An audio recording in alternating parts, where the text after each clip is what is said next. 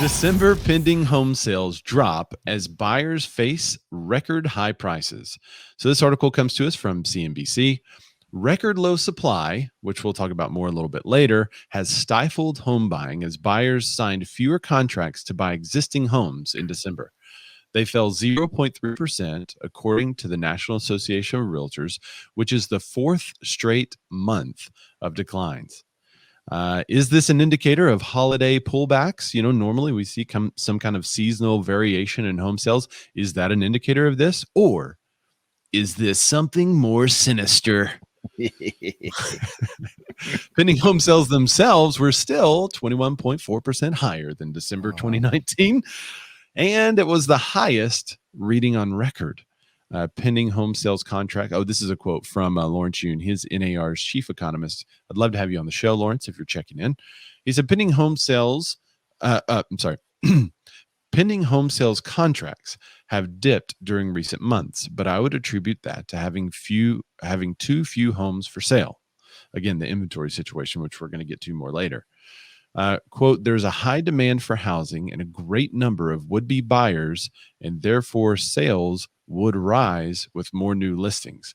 The median price of a home sold in December, based on closed sales, was nearly 13% higher than December of 2019. And it's the highest December price that realtors have ever recorded.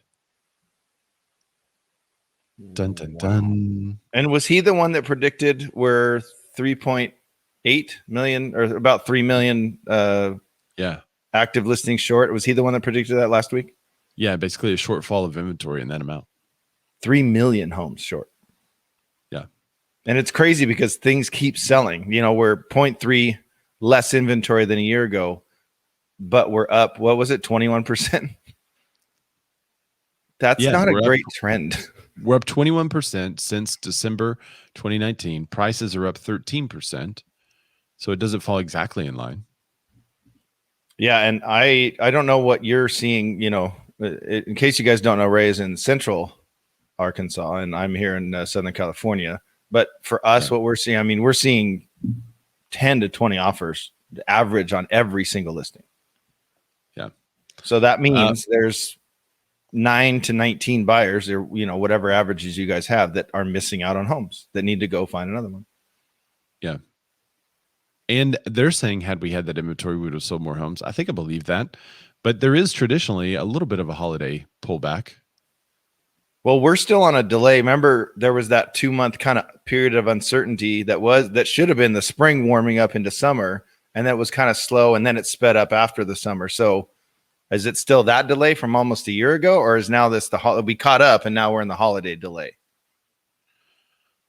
Yeah, well, and housing starts, they are up a little bit, but costs are still high, and we'll get to some of that. Mike Elizabeth Brodell checks in, and she or he says, so more homes are being sold, just not enough to keep up with demand.